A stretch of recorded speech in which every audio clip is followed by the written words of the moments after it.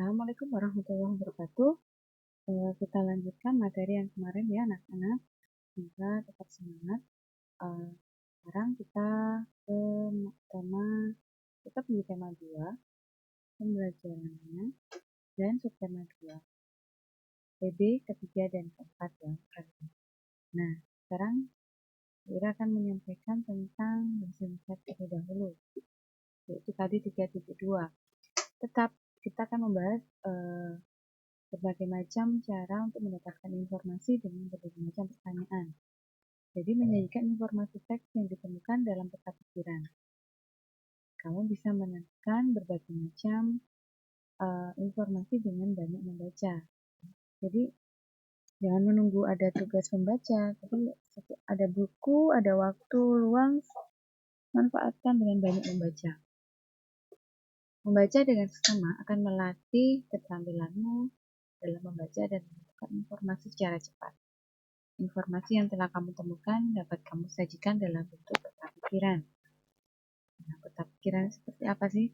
Jadi seperti kalian membuat ini ya, kemarin itu menentukan kalimat utama. Jadi seperti itu. Kemudian pembahasan berikutnya kita akan membahas macam-macam hal tentang suatu usaha. Jadi seperti ini. Maaf, sebelumnya di pelajaran PKN kita akan membahas hak, kewajiban, dan tanggung jawab. Pertemuan sebelumnya juga sudah dibahas tentang hak, kewajiban, serta tanggung jawab. Kali ini Bu Ira ingatkan kembali perbedaan antara hak dan kewajiban dan tanggung jawab. Setiap manusia memiliki hak, kewajiban, dan tanggung jawab yang berbeda-beda. Nah, sebagai siswa misalnya, kewajiban kita apa? Belajar. Hak kita apa? Mendapatkan nilai. Ya, jadi kalau nggak dapat nilai, tapi kalian sudah mengerjakan tugas, bisa ke dirinya. Tapi kalau nggak ngerjakan tugas, minta nilai. Nah, ini yang nggak sesuai ya. Nah, mau dapat nilai dari mana kalau tidak mengerjakan tugas?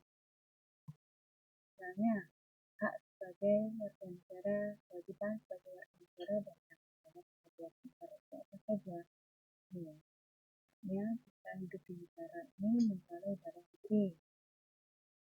Ya.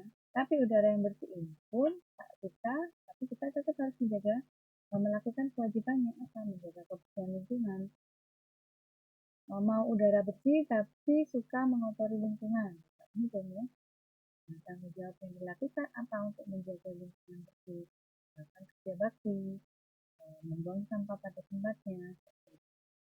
Ini yang ada di lingkungan. Sekarang hak dan kewajiban warga sebagai siswa, warga masyarakat, tapi posisinya kita siswa. Haknya mendapat nilai bagus dan sudah dirasakan. Caranya gimana kewajibannya? Belajar sungguh-sungguh, mengerjakan tugas.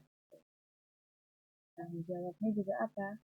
Mendapatkan tiket. Misalnya keinginannya, haknya adalah mendapatkan tempat yang bersih, kelas yang bersih. Ya, kewajibannya apa?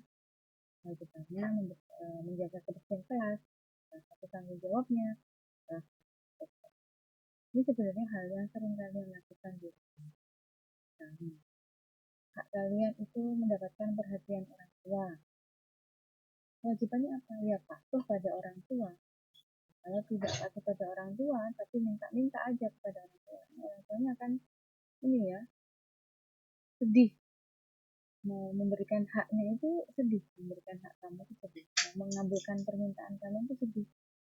Kalian tidak nurut tapi minta-minta.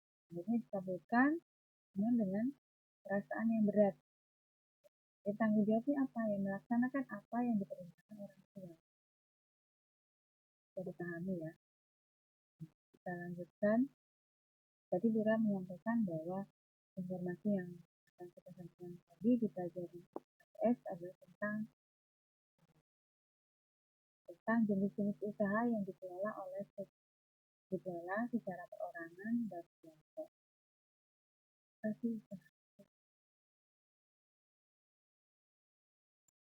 Kalian pastinya sudah pernah tahu Usaha perorangan. Usaha itu suatu kerja ya. Kerja untuk mendapatkan hasil. Hasil apa? Misalnya kalau usaha toko, usaha warung, ini dapatnya apa? Hasil uang. Contoh ya, kalau usaha perorangan, pengusaha hanya bertanggung jawab terhadap dirinya sendiri. Jadi kalau usaha perorangan ya sudah, nggak usah tanggung jawab ke orang lain, ya tanggung jawab pada dirinya. Nggak kerja ya nggak dapat uang. Kalau rezeki ya mesti diatur. Tapi kalau tidak kerja, misalnya tidak buka tokonya, tidak buka, otomatis tidak ada orang yang beli. Kan? Seperti itu, misalnya toko, bengkel, warung, tapi yang perorangan milik sendiri. Ya. Yang kedua ada firma. Firma didirikan oleh paling sedikit 2 orang.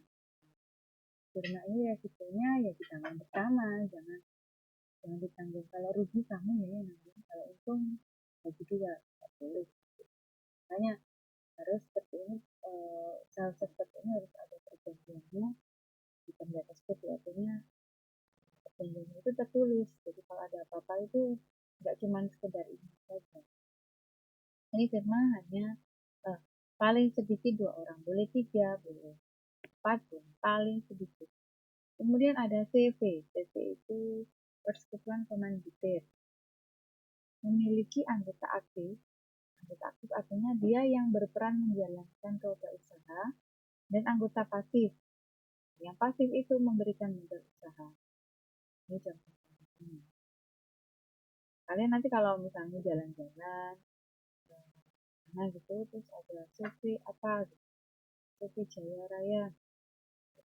Oh ini seperti disampaikan di materi IPS kemarin ya. Jadi ini ada 2 anggota, satu pasif, satunya aktif. Kemudian ada lagi, ini skalanya lebih besar. Ada PT. Mungkin kalian sering ini ya, PT. Misalnya ada produk buku, PT ini. Apa sih PT ini? PT itu modalnya dihimpun dari beberapa orang dengan menjual usaha. Pemilik usaha memiliki kewenangan pada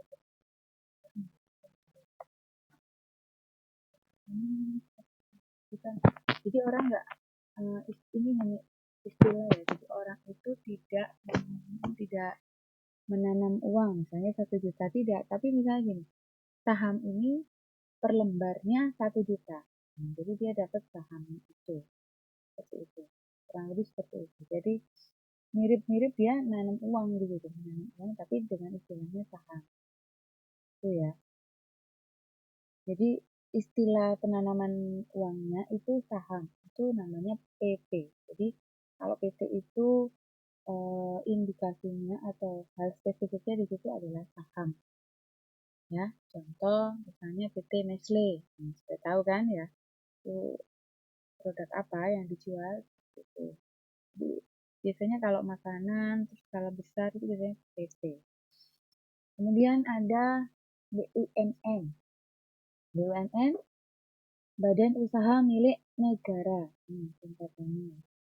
Kalau tadi CV persekutuan sama apa tadi CV?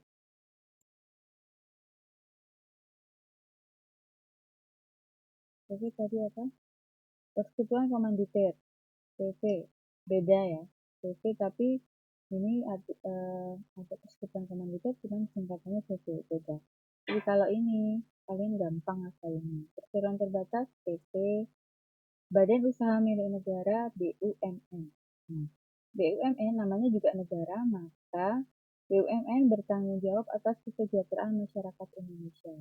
Modalnya karena namanya juga milik negara, berarti modal ditanggung oleh negara.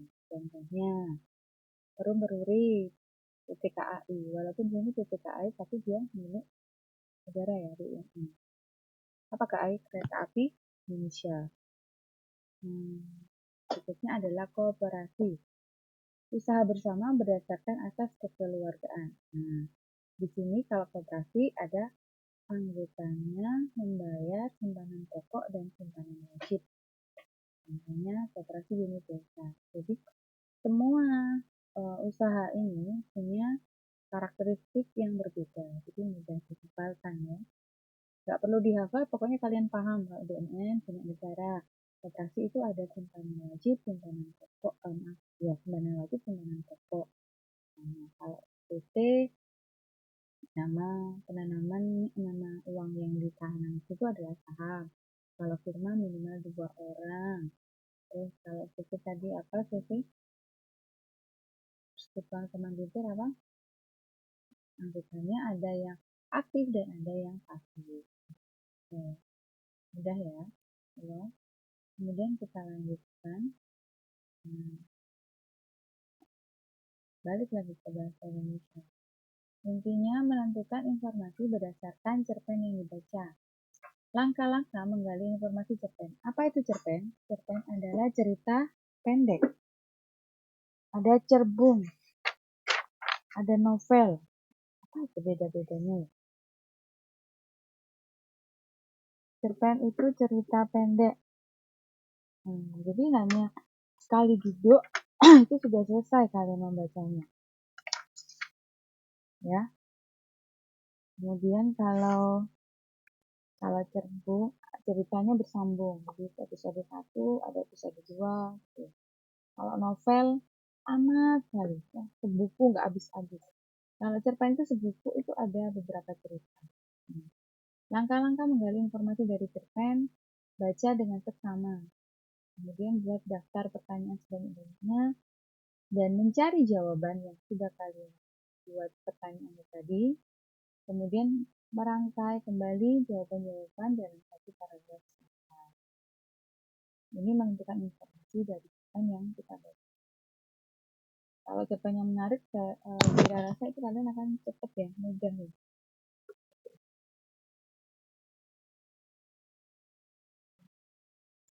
Ini contoh hak, kewajiban, dan tanggung jawab sebagai warga masyarakat.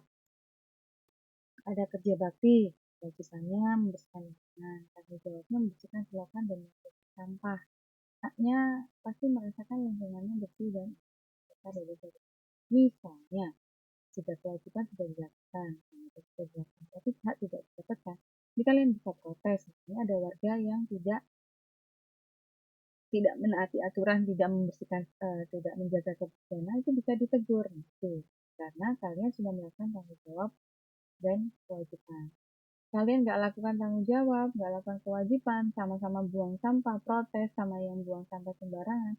Kalian buang sampah sembarangan juga, ya nggak mungkin. Yang sama-sama tidak melakukan menjaga kebersihan, nggak usah protes ya. Seperti itu. Makanya kalian harus melakukan kewajiban dan tanggung jawab kalian dengan sebaik mungkin. Kemudian ada lagi contoh musyawarah pembagian jadwal bersama. Kewajibannya mengikuti kata-kata tanggung jawabnya kalian, misalnya yang menerima apa hasil dari musyawarah tersebut dengan lapang dada. Haknya kalian mengajukan pendapat. Jadi sebelum keputusan didapat itu silahkan hak kalian untuk mengajukan pendapat. Ini itu kalau tidak diterima pendapatnya ya harap bersabar ya, karena semuanya punya keinginan menyampaikan pendapat ya. Kemudian lanjut lagi, pengaruh kegiatan ekonomi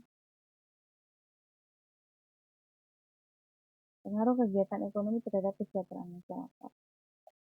CV, firma, usaha perorangan, BUMN, koperasi itu semuanya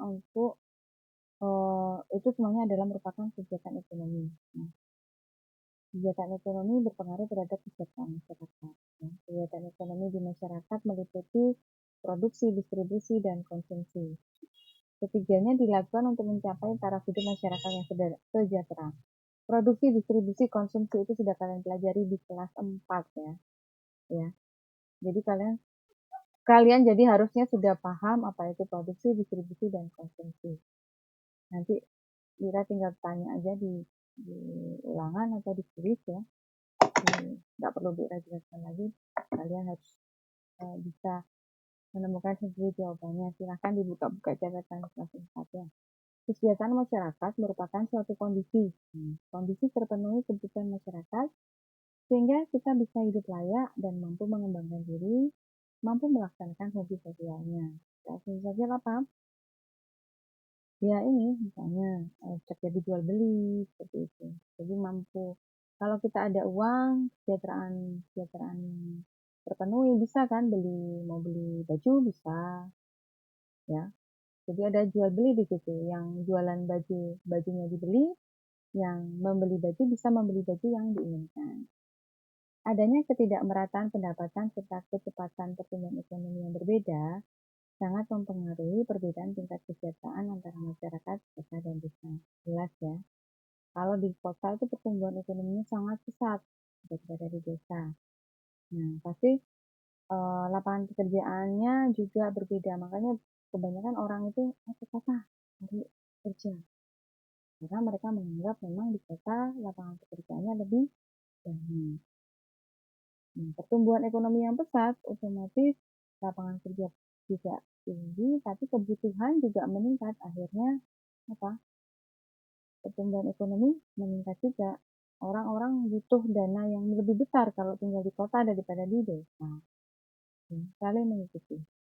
Seperti itu. Nanti kita bisa diskusi, insya Allah ya.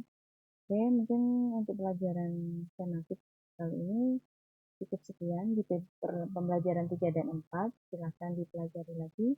Assalamualaikum warahmatullahi wabarakatuh.